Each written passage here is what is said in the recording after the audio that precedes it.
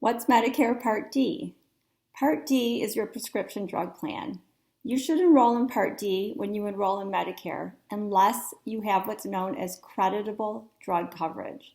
That's coverage from your job or another source that is at least as good as what's offered by Part D. If you don't enroll and you don't have creditable drug coverage, you'll have a late enrollment penalty when you do decide to enroll at a later date. The cost sharing for Part D plans is pretty complicated, so I'm going to keep it simple.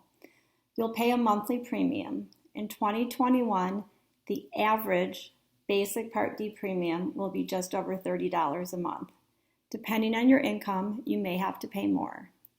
There's an initial deductible of $445 for 2021, so you pay the full cost until that amount, although in some plans, generics may not be subject to a deductible.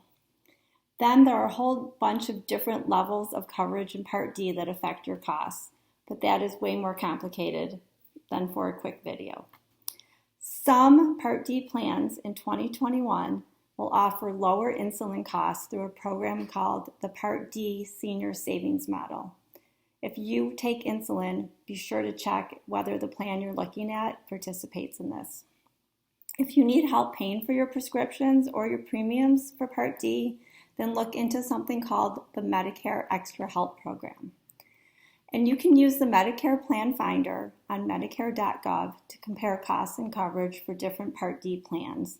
You should do this every year because plans do change their formulary lists.